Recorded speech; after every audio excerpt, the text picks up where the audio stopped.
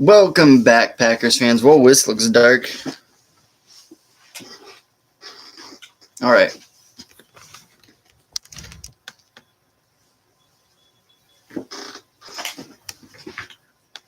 Oh, it's so dark right now. Can I pause it?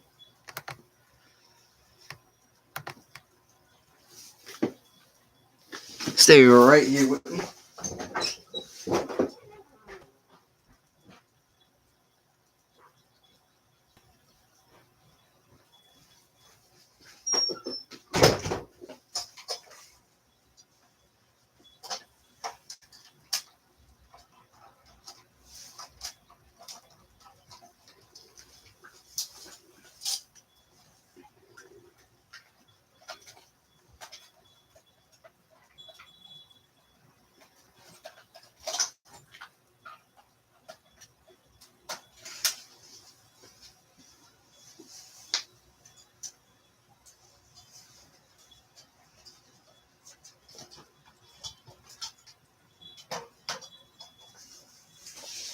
Welcome back. It is week 4 of the NFL season. Big slate this week. Packers 2-1 currently, headed down to the Big E to play those Dallas Cowboys who have been struggling this year. So, intro, we got to cover the Browns game. I know we don't want to talk about it, but we're going to touch it quick. We're going to do our weekly picks, and then we're going to go dive into this Packers-Cowboys game. First things first, last week. That was a tough game just to watch for a lot of Packers fans. I know it was brutal for me to watch, as you guys saw in the reaction videos. But the O-line, Zach Tom, losing him, first offensive play of the game, as soon as he went down, I knew this was going to be a problem. As soon as Zach went down, I just thought, why? Why was he even playing? I don't understand. Whoever made the play call, either him or someone on the staff, it was not a good call because now he's not going to play for some time now. And overall, we allowed 5 sacks. Myles Garrett was eating us alive out there, and due to our O-line being hurt and just not blocking, it did not help our running game at all. Josh Jacobs, 16 rushing attempts, 30 yards. 30 yards on 16 attempts. Emmanuel Wilson had 6 rushing attempts for 25 yards. He almost eclipsed Josh in yards. So, it's been tough for Josh to get going too. He hasn't had a game yet over 100 yards. I think the most he's had in a game is like 80-something. And this O-line just needs to get healthier. We paid a bunch of money to Aaron Banks and some other guys, and it's not showing up right now. It is not. The first 2 weeks, O-line looked great. Zach Tom gets hurt, and then it just didn't help. And especially it doesn't help when we had 14 penalties. 14 penalties. Majority of them were by the O-line. Just because we had some new guys in, committing some dumb mistakes early, and it cost us big time. Lost to O-lineman. O-line couldn't block. Created a lot of penalties. Couldn't run the ball. And it caused a lot of cause and effect. And you look at Jordan's performance. He did not have a good game. 183 yards passing, 1 touchdown, and that late game pick. The late game pick was everything. We had the game right there. That was an ill-advised throw. You're going to have that with Jordan once in a while. But it wasn't much out there for him. What do? The O-line can't block. You can't run the ball. And you got to get rid of the ball quick. Especially when Garrett and their D-line's coming at you. So, it's all cause and effect with this O-line. It starts out front with it. It was just terrible. The defense, though, thank God we got the defense. Allowed 13 points. They've held every team this year under 19 or less. So they've been doing their thing. They had 2 sacks, they had a pick, and they allowed 13 points. Realistically, they shouldn't have allowed 13 points, considering Jordan should have never threw that interception. If he doesn't throw that pick and we just punt it, who knows if the Browns go get a touchdown? I doubt it, but it happened. Just bad little mistakes from the O-line, major from the O-line, and then the one little mistake by Jordan.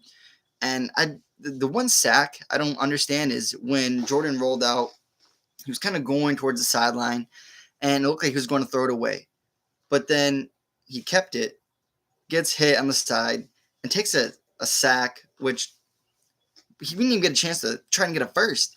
He just took the sack and had to punt it away.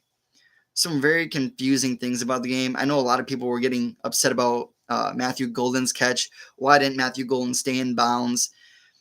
I mean, that was his first game where he really got targeted, so doesn't have his footing. I don't think it's Golden's fault.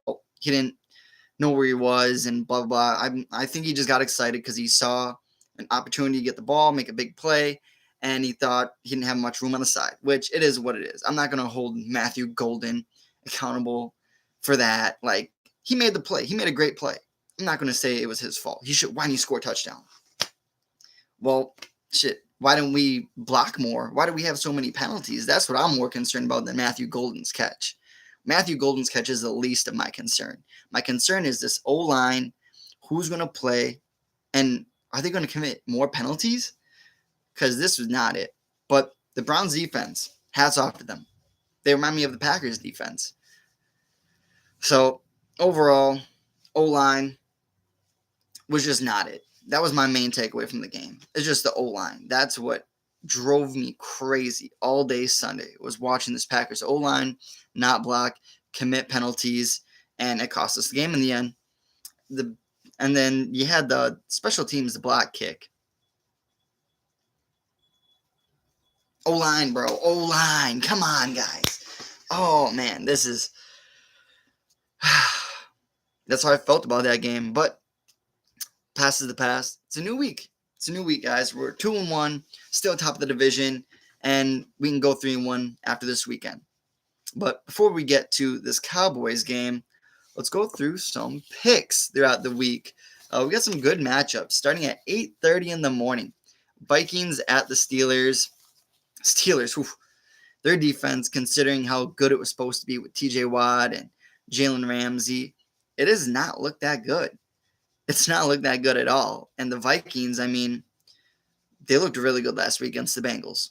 Carson Wentz did his thing. Jordan Mason had a good game. And then that Brian Flores defense is just disgusting. Honestly, I'm going to have to go with the Vikings this week. Steelers just kind of look dead. Steelers just kind of look dead to me. I love Rodgers. Obviously, I love Rodgers, but Steelers just kind of look a little flat. I think Minnesota's defense will give the Steelers offense a lot of problems, and that's going to result in the Vikings win. Washington at Atlanta. I don't know if Jane Daniels is playing, but either way, he is or not. The Falcons, Penix, tough week last week. Bijan, he hasn't had too much of a breakout as people were predicting and saying he was going to have. I just like Washington. Washington, they got a better defense. I think they got more playmakers too on the offensive side of the ball than Atlanta. They got Scary Terry. They got Zach Ertz.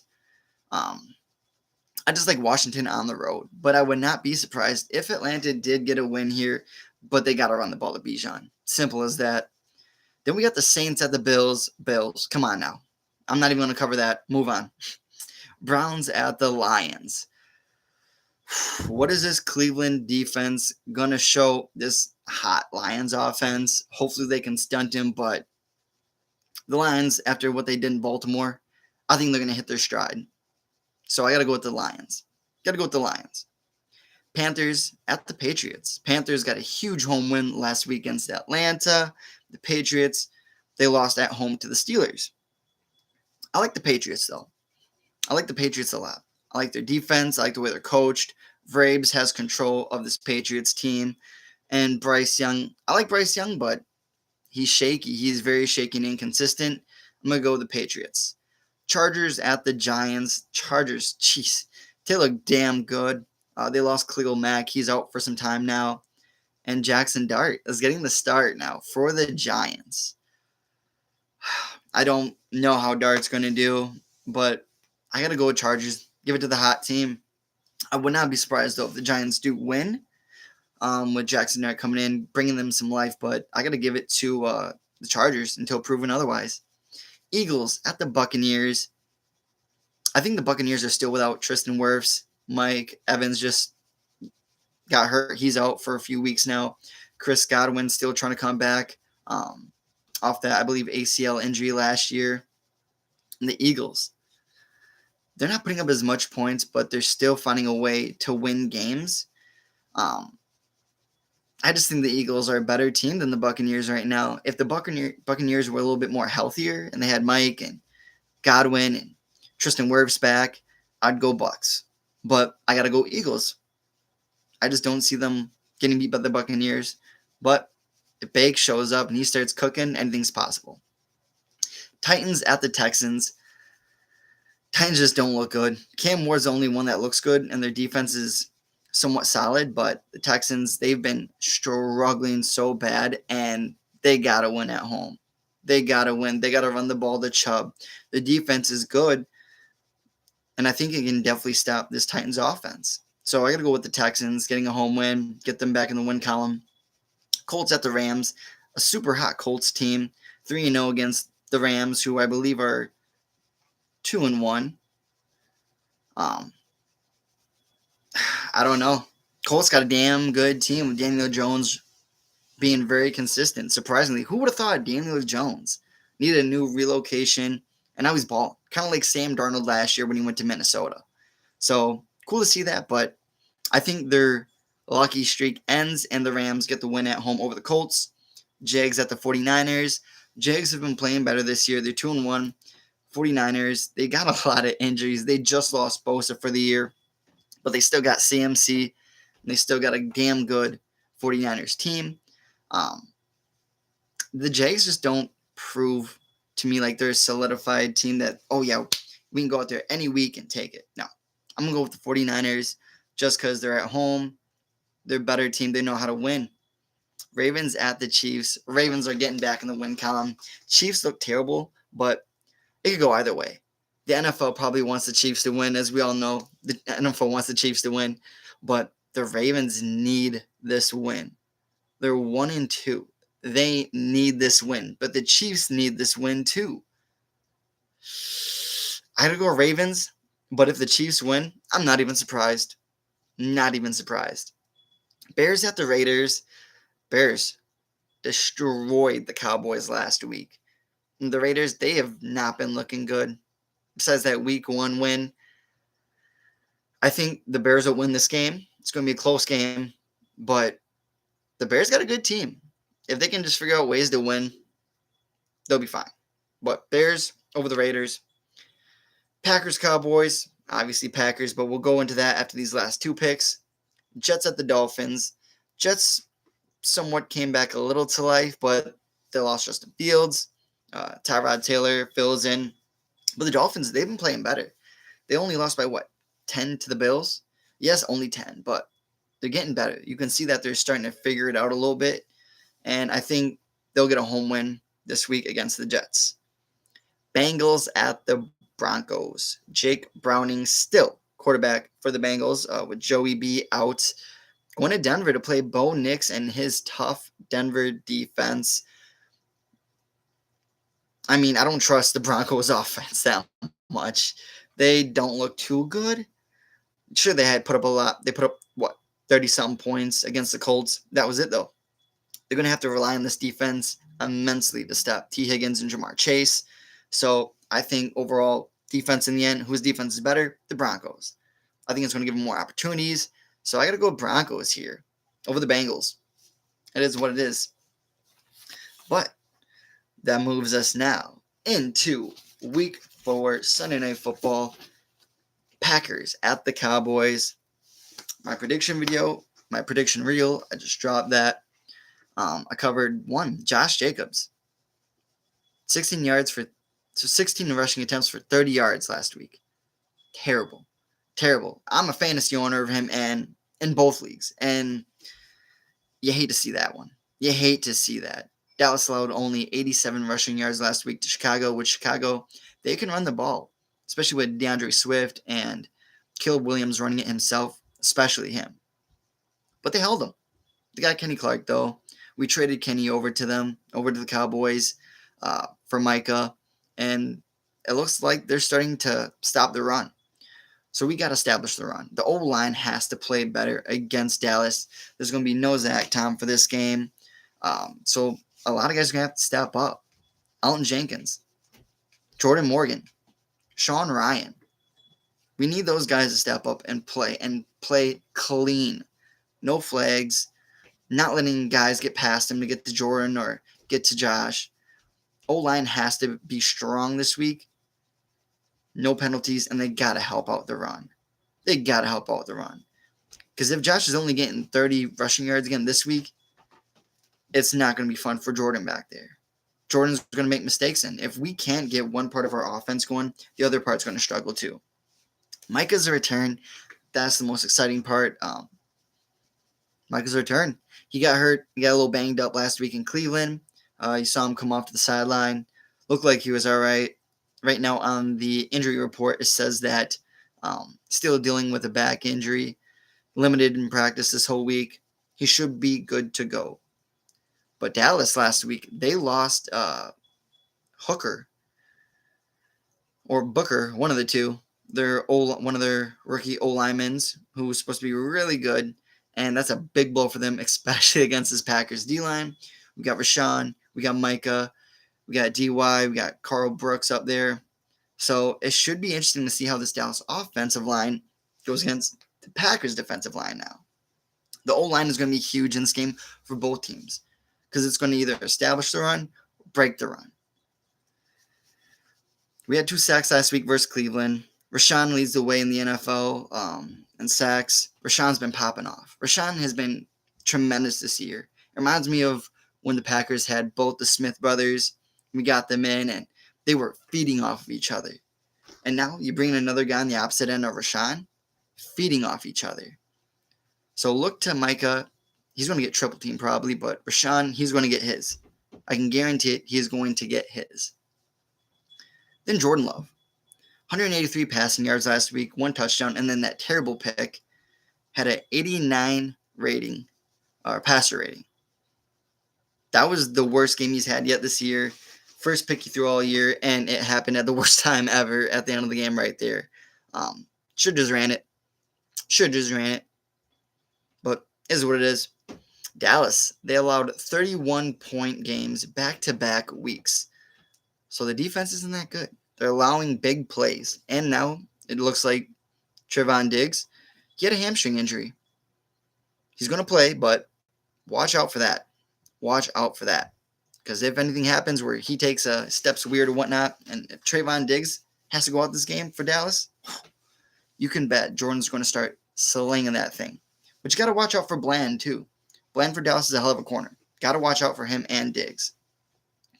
Dallas has the second worst defensive passer rating. Good, but do we want to rely to pass the ball to win this game? No. I do not want Jordan having to try to do everything he can to try to put up 30-plus points this week by himself. No. O-line needs to open it up and run the damn ball. I'm okay if Jordan has like 210 yards, 1 touchdown pass, 0 picks. I'm cool with that stat line. But I want to see the run game. We got to see Josh eclipse 80 yards. Hell, even 90 yards. Even 2 tuds. We got to get the run game going because it is not happening right now. And this is a great week to go and prove that we can do this run game, especially against a team that just took our main defensive tackle, the run stopper. So we got prediction 300 yards, 4 tuds. Hey, if he puts that up, I'll eat all my words. That'd be incredible. Do I see it happening? No. I'll be honest. No. I think they really want to rely on the run game and get it going early. But if it becomes a shootout, I trust Jordan Love over Dak Prescott. 1,000%. Especially against our secondary with Xavier and Evan Williams. I just trust the Packers defense a lot more than Dallas. And I trust Jordan Love a lot more than Josh Jacobs. Or Jordan Love a lot more than Dak Prescott. If we can have Josh go for 150 and 3 tuds, that's exactly what we need to establish this run game again. You couldn't say it any better than that. But 31-17, I think the Packers will win by 2 touchdowns. I'm watching in middle school. I appreciate that. Don't get in trouble for that. Don't get in trouble for that. But yeah, should be a great game this weekend. I'm very excited for it. Big game on the line here. Big game. We cannot drop this game. We cannot. We got a bye week after this week. So I say, run the damn ball. Run the damn ball as much as you can. Then Josh gets an extra week off. Then hell, Zach Tom, he'll be back for the Bengals game. And that one will be fun. Have a good one, Zeki. But otherwise, yeah. We covered Brown game. That for sure was a Brown game. It was terrible. We did our weekly picks. I picked Seattle last night over the Cardinals. 1-0. 1-0. But otherwise than that, we covered the Packers. Cowboys game, Josh. Run the ball to Josh. O-line, no penalties, and got a block. Micah and the D-line, they got to get after Dak right away. And then Jordan. Jordan just has to be comfortable in the pocket. That's it. If he's comfortable, he's going to deliver a clean ball. Well, otherwise, that is it, guys. Thank you so much for checking it out. Tailgate Talk. Do this every week before the Packers game, either Thursday or Friday. Then we do our Packers reaction videos to me watching the game, my live reaction of it. Chop those up, put them out the next day. But yeah, I will be going to the Bengals game here in week 6. So if you guys want to catch up, say what's up. See you guys at Lambeau in 2 weeks. Otherwise, I will see you next week on the bye week. Go Pack, go. Let's get this win in South Lambeau. See you next time.